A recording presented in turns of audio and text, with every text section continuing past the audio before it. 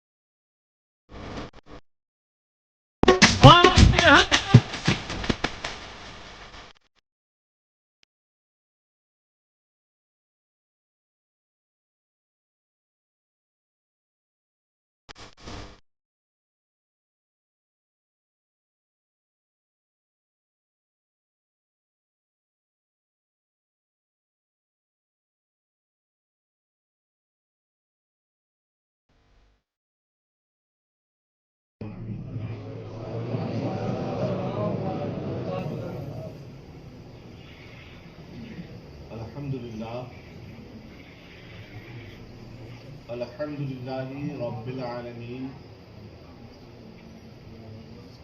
والعاقبة للمتقين ثم الصلاة والسلام على سيد الأنبياء والمرسلين وعلى آله الطيبين التاخرين وعلينا معهم وبهم ولهم وفيهم أجمعين إلى يوم الدين. وبعد، فأعوذ بالله من الشيطان الرجيم. بسم الله الرحمن الرحيم. أليس الله بكاف عبده. آمنت بالله صدق الله مولانا العظيم وبلغنا رسوله المولى النبي الكريم عليه وعلى آله أفضل الصلاة وأكرم التسليم. درود پاک کا نذرانہ. اللہم صلی علی محمد وعلی آل سیدنا محمد کما تحب وترضى وتدوم بدوام الملک الحی القیوم. غوث اعظم بمنے بے سرو ساما مددے قبلہ دی مددے کعبہ ایما مددے انتظاری کرم جو او خدا بھی او خدا دا مددے. بگرداب بلا افتاد کشتی ضعیفان شکستہ رات پشتی بحق خواجہ عثمان ہارونی مدد کن مدد کن مدد کن یا معین الدین چشتی. الہی تابوت خورشید و ماہی چراغ چشتیاں را روشناہی ناد علیاً مظہر العجائب تجدہ عونا لکا فی النوائب کل ہم و غم سینجلی بعظمتک یا اللہ بے نبوتک یا محمد بے ولایتک یا علی یا علی یا علی. اور کہتے ہیں کہ لی خمسۃ نطفی بہا حر الوباء الحاطمہ المصطفیٰ والمرتضیٰ وبناہما والفاطمہ. کسی کی جے وجے ہم کیوں پکاریں کیا غرض ہم کو. کسی کی جے وجے ہم کیوں پکاریں کیا غرض ہم کو. ہمیں کافی ہے سید اپنا نعرہ یا رسول اللہ یا رسول اللہ. اور اردو کا ایک شاعر کہتا ہے کہ دل گرفتہ کی سہی. آج آپ کی اس نورانی بزم کو دیکھتے ہوئے مجھے اردو کے اس شاعر کی یاد آ گئی. کہتا ہے کہ دل گرفتہ کی سخی بزم سجا لی جائے. مولانا دل گرفتہ کی سخی بزم سجا لی جائے یاد جانا سے کوئی شام نہ خالی جائے. یاد جانا سے. اور شاعر کہتا ہے آگے کہ وہ مروت سے بڑھا ہے وہ مروت سے بڑھا ہے تو جھکا لوں گردن. وہ مروت سے بڑھا ہے تو جھکا لوں گردن میرے دشمن کا کوئی وار نہ خالی جائے. میرے دشمن کا کوئی وار نہ خالی جائے. اور ایک شعر اور مجھے یاد آتا ہے اور یہ اسلامی اخلاق کا ترجمان ہے یہ شعر. دیکھیے اردو ادب کا بھی کیا کمال ہے کہ رسول اللہ کی حدیث کو اس طرح پرویا گیا شاعری میں جس سے پتہ چلتا ہے کہ ہمارے اخلاق کیسے ہونا چاہیے مسلمان کے. تو کہتے ہیں کہ ڈوبتے ڈوبتے ڈوبتے ڈوبتے کشتی کو اچھالا دے دوں. ڈوبتے ڈوبتے کشتی کو اچھالا دے دوں، میں نہیں، کوئی تو ساحل پہ اتر جائے گا، میں نہیں، کوئی تو ساحل پہ اتر جائے گا۔ اور بانسواڑا میں بڑے دنوں بعد آیا، بڑے سالوں بعد آیا، تو بھیا اسی پہ ایک شعر یہ ہے، ذرا سن لو، اس کا مسئلہ ہے اس غزل کا۔ کہتے ہیں کہ آنکھ سے دور نہ ہو، آنکھ سے دور نہ ہو، دل سے اتر جائے گا، آنکھ سے دور نہ ہو، دل سے اتر جائے گا، وقت کا کیا ہے، گزرتا ہے گزر جائے گا، وقت کا کیا ہے، گزرتا ہے گزر جائے گا۔ حضرات گرامی، ہم الحمدللہ اللہ پاک کے ولیوں سے نسبت رکھنے والے مسلمان ہیں۔ ہماری نسبت اللہ کے ولیوں سے ہے، اور اللہ کے ولیوں کی نسبت ہم سے ہے۔ یہ جملہ آپ نے کبھی نہیں سنا ہوگا، یہ جملہ آپ نے یہ تو سنا ہوگا کہ ہماری نسبت ولیوں سے، لیکن ولیوں کی نسبت ہم سے ہے، یہ نیا جملہ ہے۔ تو صاحب عرض کرتے ہیں کہ ہمارا تو وہی معاملہ ہے کہ ہم غریب بڑے ہیں، تو بڑا غریب نہیں۔ یہاں سے پتا چلا آپ کو میرے جملے کا ترجمان ہے، ہم غریب بڑے ہیں، تو بڑا غریب نہیں۔ تو ہماری نسبت ولیوں سے یہ ہے کہ ہم مانگتے ہیں، اور ان کی ہم مانگنے والے ہیں، اور ان کی نسبت یہ ہے کہ وہ دینے والے ہیں۔ نسبت ہوئی نا، نسبت کا صادق ہونا چاہیے، ثابت ہونا چاہیے، اب چاہے وہ لینے سے ہو یا وہ دینے سے ہو۔ تو ہم لینے والے ولیوں کی بارگاہ سے، ان کی دسترخوان سے کہ خوشا چین، اور ہمارے اللہ رب العزت کے اولیاء، اس کے دربار کے اس کے دوست، وہ عطا کرنے والے اس کے حکم سے۔ تو اگر آپ یہ فلسفہ سمجھ گئے تو یہ بات تو ایک مبہم بات ہے، ایک ایمبیگوئس بات ہے، یہ اس کے اندر کوئی اتنی بات کلیئر نہیں ہوتی۔ یہ معلوم کرنا ہے کہ ولیوں نے ہمیں دیا کیا،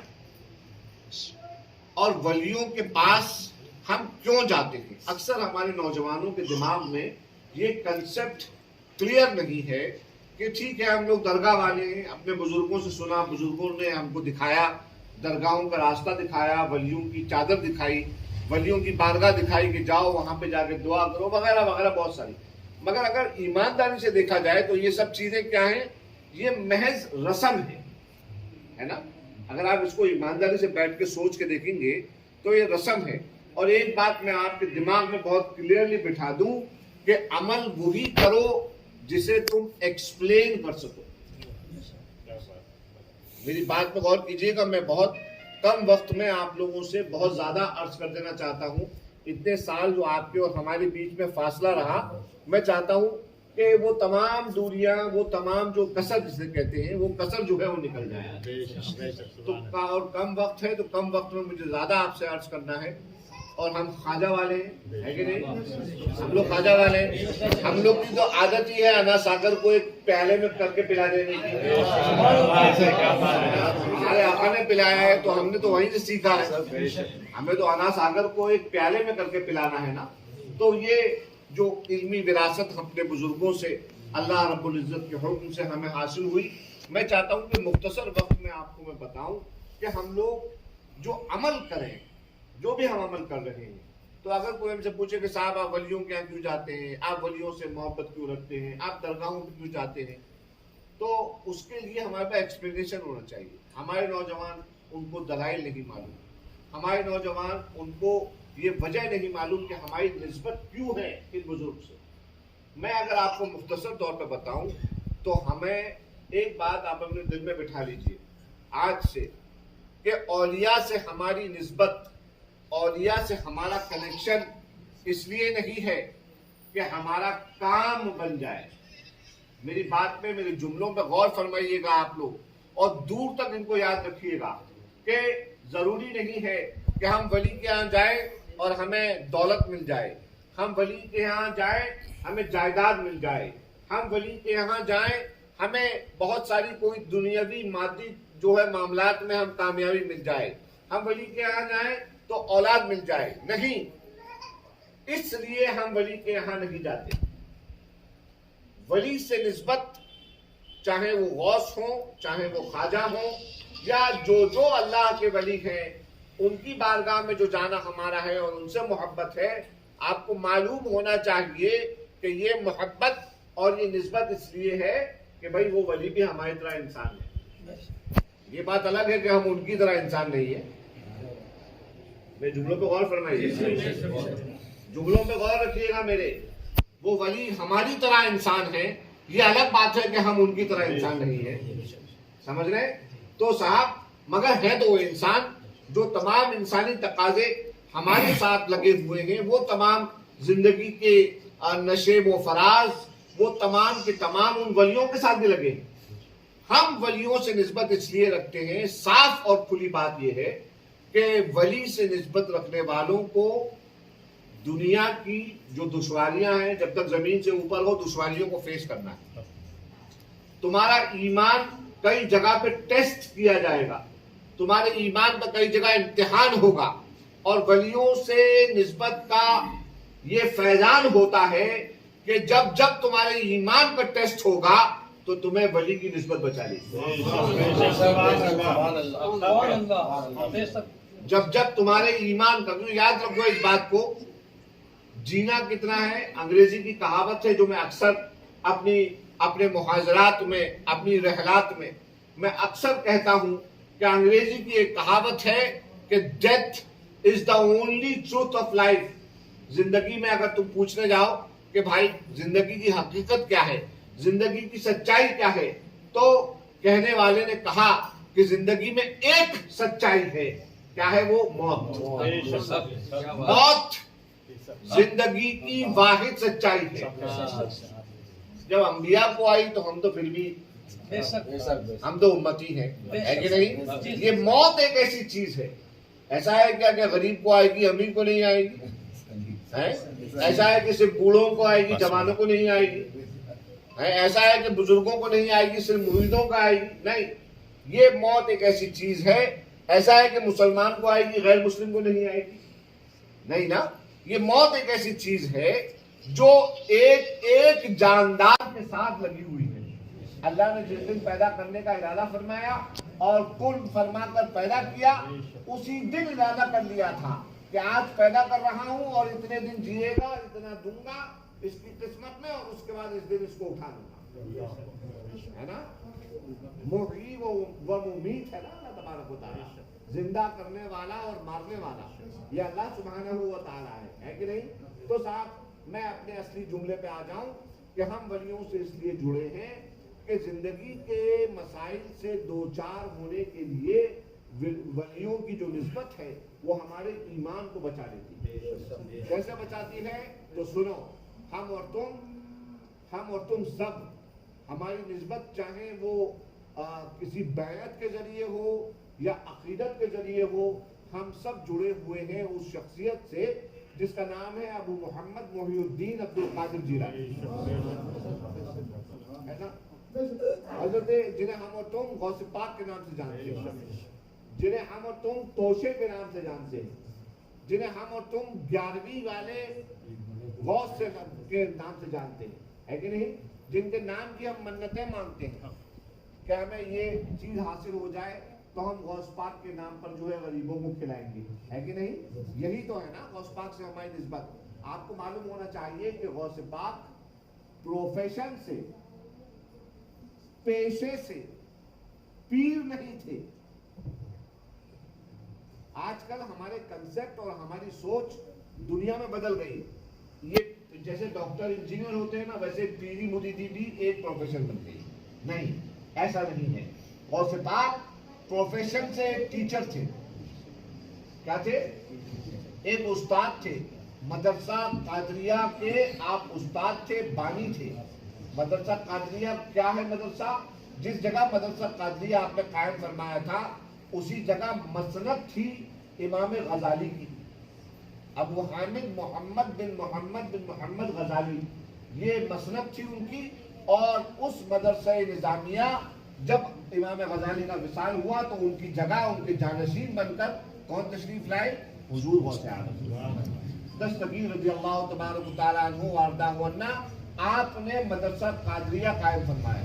جس طرح اس ہال میں ماشاءاللہ بدر بھائی کے ہمارے اتنے بہت سارے لوگ بیٹھے ہوئے ہیں, یقین جانے جب ہمارے پیر حضور غوث اعظم جب اپنے مدرسے میں بیٹھ کر درس دیا کرتے تھے تو آپ کے درس میں 400 لوگ نہیں ہوتے تھے.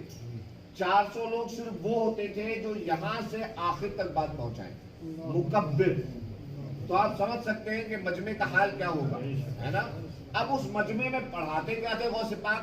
میں سلسلہ قادریہ طریقت قادریہ کا میں طالب علم ہوں مستقل, اس مدرسے کا میں طالب علم ہوں. ایز اے اسٹوڈنٹ میں آپ کے پاس آیا ہوں آپ سے کچھ شیئر کرنے کے لیے کہ طریقت قادریہ اور سلسلہ قادریہ میں کیا پڑھایا جاتا تھا. ہم اگر قادری ہیں, اگر کوئی ہم سے پوچھے بھائی تم قادری ہو تو اس کا مطلب کیا ہوا, تو میں نے آپ کو یہ بتانے آیا ہوں کہ ہمارا جو بھی عمل ہو وہ عمل ایسا نہ ہو کہ اگر ہم سے کوئی پوچھ لے تو ہمارے پاس جواب نہ ہو دینے کا کہ بھائی ہم یہ اس لیے کرتے ہیں, ہم غوث پاک کو اس لیے مانتے ہیں.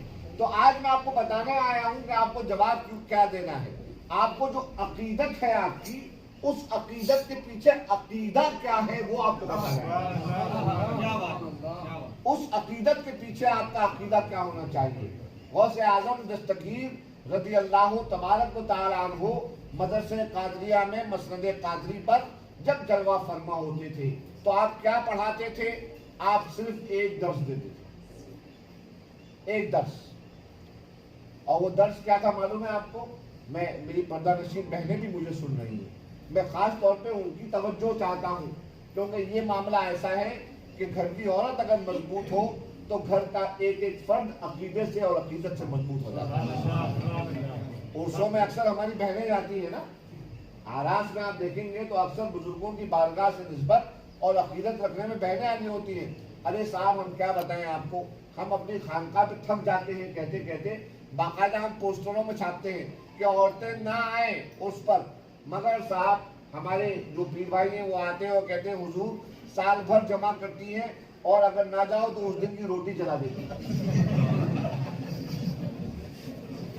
آپ تو منع کر کے آرام سے اپنی خانقاہ میں تشریف فرما ہو جاتے ہیں, مگر ہمارا حال پوچھئے کہ اگر ہم نے منع کر دیا گھر پہ تو اس دن کی روٹی جلی ہوئی رکھی ہے, اس دن روٹی صحیح نہیں ملے گی. بہرحال یہ تو ایک ظریف الطبعی کی بات ہو گئی, ایک چٹکلا ہو گیا, ایک لطیفہ چھوٹا سا ہو گیا, مگر میں صحیح بتا رہا ہوں آپ کو کہ ایک درس جو غوث پاک دیا کرتے تھے اپنے تمام حلقوں میں, اپنے تمام اپنی درسگاہ کے محاضرات میں, وہ کیا تھا معلوم ہے؟ ایک درس, اللہ کے لکھے ہوئے پر ایمان رکھو.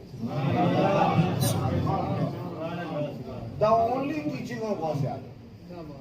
اس کے سوا میں آپ یقین جان لیجیے میرا کہ میں اس طریقت کا طالب علم ہوں. آئی ایم اے اسٹوڈنٹ اور مدرسہ قادریہ کے ایک اسٹوڈنٹ وہاں پڑھنے کے حساب سے اور اس کی حیثیت سے میں آپ لوگوں کو بتا رہا ہوں کہ ہماری جو قادری نسبت ہے اس کا مطلب کیا ہے, اس کا معنی کیا ہے, غوث اعظم سے ہماری نسبت کیوں ہے, کیوں رکھتے ہیں ہم نسبت.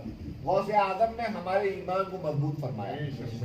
صاف بات یہ ہے, غوث اعظم کے خطبات ہیں فیوز رحمانی, تو ان فیوز رحمانی جو خطبات کا مجموعہ ہے اس میں جو سب سے پہلا خطبہ ہے آپ کا جو آپ اپنے خانقاہ میں دے رہے تھے, اس خطبے کی شروعات ایسے ہوتی ہے, آپ فرماتے ہیں کہ الاعتراض علی القدر موت العلم و موت الدین و موت الایمان. آپ فرماتے ہیں کہ اللہ کی لکھی ہوئی تقدیر, اللہ نے جو ہماری تقدیر مطلب کیا ہے کہ ہم اس دن پیدا ہوں گے, اس دن مریں گے, ٹھیک ہے. اب اس کے مرنے اور پیدا ہونے کے بیچ میں جو یہ زمانہ گزر رہا ہے نا, اسے ہم زندگی کہتے ہیں. تو اس زندگی میں ہمیں کیا ملنا ہے اور کیا ملنا نہیں ہے, یہ تمام کا تمام پری آرڈینڈ ہے, یہ ڈکریڈ ہے, یہ لکھا جا چکا ہے, اللہ نے لکھ دیا ہے. اسے کہتے ہیں تبدیل، اسے کہتے ہیں قضا، اسے کہتے ہیں قسمت۔ تو غوث اعظم فرماتے ہیں کہ اب جو تمہاری قسمت میں لکھا ہے، اگر تم اس پر اعتراض کرو گے تو وہ لکھے ہوئے پہ اعتراض کرنے کا مطلب یہ ہوگا کہ تم نے لکھنے والے پہ اعتراض کیا۔ لکھنے والا کون ہے؟ اللہ تعالیٰ ہے۔ اور جب تم اللہ تعالیٰ کی بارگاہ کی طرف اپنی انگلی اٹھاؤ گے تو اس کا مطلب تمہارا دین مر گیا، تمہارا ایمان مر گیا، تمہارا علم مر گیا، اب کوئی باقی نہیں رہا۔ اور پھر اس کے بعد غوث پاک سبحان اللہ اتنی اچھی مثال دیتے ہیں کہ ہم، ہمارے ماں باپ، ہماری آل اولاد سب ان کے قدموں پہ قربان ہیں۔ سبحان اللہ۔ فرماتے ہیں غوث اعظم رضی اللہ تبارک و تعالیٰ عنہ، آپ نے سنا ہوگا وہ واقعہ حضرت ابراہیم خلیل اللہ کا اور ان کے زمانے میں جو نمرود بادشاہ تھا، سنا ہے نا آپ نے؟ آپ کو معلوم ہے کیا ہوا تھا؟ نمرود نے جو ہے خدائی کا دعویٰ کر رکھا تھا، خدائی کا دعویٰ کر رکھا تھا۔ ابراہیم علیہ السلام کو اس نے جکڑوا کر اپنے بارگاہ میں جو ہے قیدی بنا کر بلایا اور پھر ان سے کہا کہ دیکھو بتائیں تو کیسے خدا ہے؟ اس نے کہا اچھا ابھی ثابت کرتا ہوں۔ اور یہ کہہ کے صاحب اس نے 2 قیدیوں کو بلوایا اور ایک قیدی جو تھا اس کو اسی دن رہا ہونا تھا اور ایک قیدی جو تھا اسے سزائے موت ہونی تھی اسی دن۔ جس کو سزائے موت ہونی تھی نمرود نے کہا جا اس کو رہا کر دیا جائے، اور جس کو رہا ہونا تھا اس کے لیے درگاہ زندان کو حکم دیا کہ اس کی گردن میرے سامنے بھی مار دو۔ کہا دیکھا جس کے لیے زندگی تھی اس کو میں نے مار دیا، جس کے لیے موت تھی اس کو میں نے زندہ کر دیا، اب بتا کہ تو مجھے خدا مانتا ہے کہ نہیں مانتا؟ ابراہیم خلیل اللہ علیہ السلام نے ارشاد فرمایا کہ اچھا اور دلیل سن لے اور ثبوت لے آ، میں تجھے بتاتا ہوں کہ خدا وہ ہے جو مشرق سے سورج کو اگاتا ہے اور مغرب میں ڈباتا ہے۔ اگر تو خدا ہے ایک کام کر کے مغرب سے سورج کو اگا اور مشرق میں اس کو بٹھا، مشرق میں اس کو ڈبا۔ تو جب انہوں نے یہ فرمایا تو قرآن کی زبانی قرآن کہتا ہے فَبُهِتَ الَّذِي كَفَرَ، کفر کرنے والا نمرود اس نے اپنی انگلیاں اپنے دانتوں میں دبا لی، اس کو جواب دینے کا موقع محل نہیں ہوا۔ تو پھر اللہ کو اس نے کیا کیا معلوم ہے؟ کھسیا گیا وہ، اور اپنے اردو میں ہمارے یہاں کہتے ہیں کھسیانی بلی کھمبا نوچے، کھسیا گیا۔ اور کھسیا کے اس نے ایک جھولا تیار کروایا جسے عربی میں منجنیق کہتے ہیں، اور اس جھولے کے نیچے آگ لگائی اور آگ لگا کے ابراہیم علیہ السلام کو اس میں ڈال دیا۔ اب یہ واقعہ غوث پاک پیش کر رہے ہیں اس کتاب میں فیوض رحمانی میں۔ آپ فرماتے ہیں کہ نمرود نے جب غوث اعظم دستگیر رضی اللہ تبارک و تعالیٰ عنہ کو منجنیق میں ڈالا اور نیچے آگ لگائی تو معلوم ہے کیا ہوا؟ ہوا کے فرشتے آ گئے، بارش کے فرشتے آ گئے، جبرائیل علیہ السلام سید الملائکہ وہ اپنی فوج لے کر ابراہیم علیہ السلام کی بارگاہ میں حاضر ہوئے۔ حل لکا حاجہ، اے اللہ کے خلیل، خلیل معلوم ہے کیسے کہتے ہیں؟ خلیل دوست کو کہتے ہیں، ہے نا؟ مگر کیسا دوست معلوم ہے؟ جو اس طرح سے آپ کے قریب آ کے آپ کے کان میں بات کرتا ہے، آپ کا رازدار ہوتا ہے، اسے خلیل کہا جاتا ہے۔ سبحان اللہ۔ کہتے ہیں اے اللہ کے دوست، اے اللہ کے خلیل، کیا تمہاری کوئی حاجت ہے؟ کیا تمہاری کوئی ضرورت ہے؟ تو ابراہیم خلیل جبرائیل سامنے ہیں، اگر فرما دیتے علیہ السلام کہ ہاں ہمیں یہاں سے بچا لو، تو وہ تو آئے ہی اس لیے تھے اور اللہ کے حکم سے آئے تھے، اللہ نے ان کو بھیجا تھا۔ مگر سبحان اللہ ابراہیم خلیل اللہ صلوات اللہ وسلامہ علیہ ارشاد فرماتے ہیں ہاں لی حاجہ، مجھے حاجت ہے مگر تم سے نہیں، مگر تم سے نہیں، مگر تم سے نہیں، تم لوگوں سے مجھے حاجت نہیں ہے۔ تو پھر جبرائیل نے پوچھا ہم سے نہیں ہے تو پھر کیا حاجت ہے آپ کی؟ کہنے لگے ایسا ہے علم بحالی یغنینی عن سوالی، فرماتے ہیں ابراہیم خلیل اللہ کہ مجھے جس سے حاجت ہے نا اسے میری حاجت کا علم ہے، اور میرا عقیدہ ہے کہ اسے جو علم ہے میری حاجت کا اس نے مجھے بے نیاز کر دیا ہے اس بات سے کہ میں سوال کروں، ارے مانگنے پہ ملا تو کیا ملا، مجھے بے نیاز کر دیا۔ تو فرماتے ہیں غوث اعظم دستگیر ان انبیاء اور اولیاء کی بارگاہ سے سبق لو کہ ایسی مشکل میں اللہ کے خلیل اللہ اکبر ابو الانبیاء ہیں حضرت ابراہیم، آپ ہی کی اولاد میں پیغمبروں کے سردار ہمارے آقا اور مولا حضور محمد الرسول اللہ علیہ الصلوۃ والسلام ہے کہ نہیں؟ اللہ اکبر۔ تو آپ نے یہ درس دیا ابراہیم خلیل اللہ نے کہ حاجت ہو تو کس کی طرف مڑو؟ اللہ کی طرف مڑو۔ ایک بات یاد رکھو، حاجت کسی سے بھی رکھو گے اللہ کے سوا تو کیا ہوگا معلوم ہے تمہیں؟ اپنے تمہارے لوکل ایڈمنسٹریشن میں تم جاؤ گے، سوچو گے کہ ہمارا کام بن جائے، کسی حکومت والے کے پاس چلے جاؤ گے کام بن جائے، کسی بڑے پیسے والے کے پاس چلے جاؤ گے سوچو گے ہمارا کام بن جائے، مگر اس بات کی گارنٹی نہیں ہے کہ وہ شخص تمہارے ساتھ ہو جائے گا، وہ شخص تمہارا ساتھ دے دے گا، وہ شخص تمہاری پشت پر تمہیں ہمت کا ہاتھ رکھ دے گا، اس بات کی گارنٹی نہیں ہے۔ کہ گارنٹی ہے؟ گارنٹی ہے؟ ارے راتوں رات تو نوٹ بدل دیتا ہے، کوئی گارنٹی تھی؟ بتاؤ۔ 8 نومبر سن 2016 میں جو ہوا ہے، اور پھر ابھی تھوڑے دنوں پہلے جو ہوا، ہم مارے شریف گئے تھے لاک ڈاؤن میں مدرسے کے کام سے، ہم نے سوچا اگلے دن چلیں گے، اگلے دن جانے سے پہلے چچا آ گئے رات کو، کہنے لگے کہیں کوئی نہیں نکلے گا باہر۔ اللہ اکبر۔ بہرحال یہ آپ لوگوں کے تھوڑے ظریف التوعی کے لیے ہم نے عرض کیا۔ معاملہ یہ ہے کہ کوئی کتنا سا بڑے سے بڑا ہو، اللہ کے سوا کسی سے تم امید رکھو گے گارنٹی نہیں ہے کہ تمہارا کام بن جائے گا۔ ہمارے پیر نے کیا بتایا، غوث پاک نے کیا بتایا؟ وہ توجہ دلاتے ہیں، ایسا نہیں کہ قرآن ہم نہیں پڑھے ہوئے سب ہیں، دیکھتے سب ہیں، گھروں میں قرآن سب کے ہے، مگر صاحب ہم لوگ قرآن کیوں پڑھتے ہیں؟ کوئی مر جائے گا تو پھر مولانا کو بلا لیں گے، مولانا آ جاؤ قرآن پڑھ دو، ایسا ثواب ہو جائے۔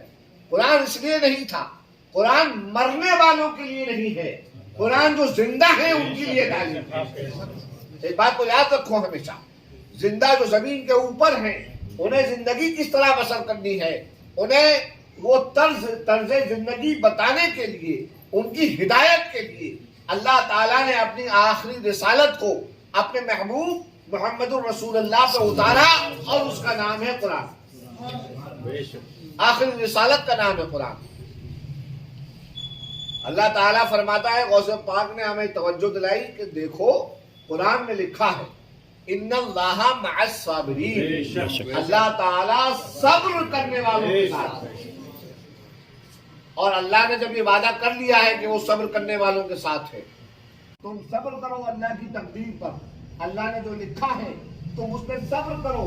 بہت سارے لوگ اپنی قسمت کو کوستے ہیں کہ ہمیں یہ کیا مل گیا، ہمیں یہ تکلیف کیوں آئی، ہمیں یہ مشکل کیوں آئی، تو سمجھ لو کہ انہوں نے ان کے ایمان میں گڑبڑ ہوئی، اور جب ایمان میں گڑبڑ ہو جائے تو کس کو یاد کرو؟ تعلیمات کو، غوث پاک۔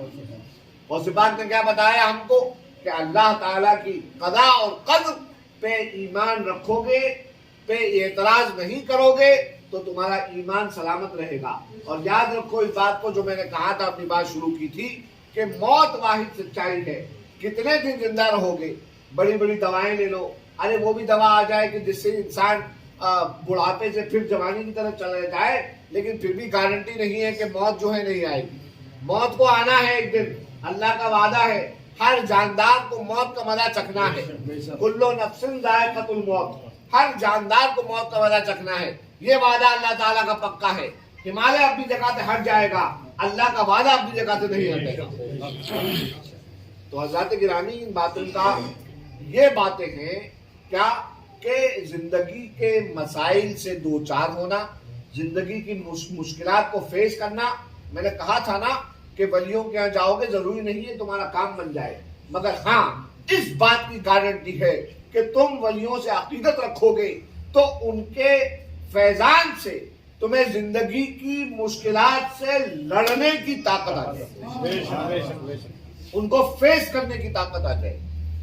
حضرت غریب نواز کا یہ ابھی آ رہا ہے میلہ، ہمارے خواجہ کا میلہ آ رہا ہے. سیرت پاک پہ عمل ہو، اور آپ کی سیرت پاک کیا، غریب نواز سے ان کے پیر و مرشد خواجہ عثمان ہارونی رحمت اللہ تعالی علیہ نے ارشاد فرمایا تھا. آپ نے پوچھا کہ حضور، بیعت ہونے کے بعد پوچھا کہ حضور ہمیں تعلیم دیجیے، تو حضور غریب نواز سے ان کے پیر و مرشد نے فرمایا بیٹا معین الدین، ہمارے سلسلے میں دو ہی چیزیں. پہلی بات، دن بھر میں جتنا ہو سکے سورہ اخلاص شریف کی تلاوت کرو، قل هو اللہ شریف، جتنا ہو سکے. اور فرمایا دوسری چیز یہ ہے ہمارے سلسلے میں کہ سورج اور زمین بن جاؤ. کیا بن جاؤ؟ سورج اور زمین بن جاؤ. سورج فرق نہیں کرتا ہے مذہب و ملت کا، کرتا ہے فرق. امیر و غریب کا فرق کرتا ہے، گورے اور کالے کا فرق کرتا ہے، اچھے اور برے کا فرق کرتا ہے، نیکوکار اور بدکار اور سیاکار کا فرق کرتا ہے. سورج اگتا ہے سب کو سمانانتر روشنی دیتا ہے. فرمایا سورج کی طرح سب پہ کرم کرنے والے بن جاؤ، اور زمین بن جاؤ. زمین کے اوپر بڑے بڑے سورما، بڑے بڑے راجے مہاراجے، بڑے بڑے ہیکل، بڑے پیسے والے، دولت جاہو حشم والے زمین پر ٹھاک جما کے چلے. پلٹ کے زمین نے جواب دیا. زمین ایک ایسی چیز ہے، زمین ایک ایسی چیز ہے جہاں پر اسیک نیوٹن کا تھرڈ لا آف موشن جاری نہیں ہوتا. جو بچے اسکول پڑھے ہوئے ہیں، جنہوں نے بنیادی فزکس پڑھی ہے، وہ جانتے ہیں کہ اسیک نیوٹن جو بہت بڑا سائنٹسٹ تھا جس نے گریوٹی کو ڈسکور کیا، اس نے 3 لا آف موشن دیے. اس میں تھرڈ لا آف موشن یہ تھا، to every action there is always an equal and opposite reaction, کہ ہر کریا کی پرتیکریا ہوتی ہے نا. یہ تھرڈ لا آف موشن ہے. تو زمین ایک ایسی چیز ہے جس پہ کتنی کریا ہوتی رہے زمین پرتیکریا نہیں دیتی ہے نا. زمین پرتیکریا نہیں دیتی ہے. پلٹ کر اس پہ دھمک کے چلنے والے کو زمین جو ہے وہ گرا نہیں دیتی، بلکہ زمین تواضع کرتی ہے، زمین ہمبل رہتی ہے. زمین جو ہے وہ یہ زمین جانتی ہے کہ اس کو مر کے ایک دن میرے ہی اندر آنا ہے نا. چاہے وہ گڑ کے آئے، چاہے راکھ کے روپ میں آئے، آنا اسے واپس ہمارے اوپر ہے کہ نہیں. کوئی بھی ہو، میں ان جنرل بات کر رہا ہوں. زمین کو سب معلوم ہے کہ جو دھمک کے چل رہا ہے اس کا انجام کیا ہے، مگر زمین کبھی پلٹ کا جواب نہیں دے. تو یہ ہمارے سلسلے چشتیہ کی تعلیمات میں سے کہ سورج اور زمین جیسے بن جاؤ. میں اپنے تمام پیر بھائی جو یہاں موجود ہیں، یا جو ہمارے صحیح العقیدہ مسلمان بھائی بہن یہاں موجود ہیں، میں آپ سب سے عرض کرنا چاہتا ہوں کہ اس وقت اسلامی اخلاق کو پھیلانے، اس کی تبلیغ کرنے اور اپنے اندر رچانے بسانے کی بہت ضرورت ہے، بے حد ضرورت ہے. رسموں سے بے شک ہمیں رسمیں ادا کرنی ہے. ہم سنی ہیں، اپنی سنیت ہم چھپا نہیں سکتے، ہے کہ نہیں. ہم ولیوں والے ہیں، ببانگے دہل کہیں گے ہم قادری ہیں، ببانگے دہل کہیں گے ہم چشتی ہیں. مگر اس کے ساتھ ساتھ ہم صرف کہیں گے نہیں، بلکہ ہم قادریت کے جو تقاضے ہیں، چشتیت کے جو ہمیں پرنسپلز عطا کیے گئے ہیں، ہم اس پہ عمل کرتے ہیں. میری بات بہت طویل ہو گئی. اللہ رب العزت سب سے پہلے مجھے اور پھر آپ سب کو عمل کرنے کی توفیق عطا فرمائے. وآخر دعوانا ان الحمدللہ رب العالمین.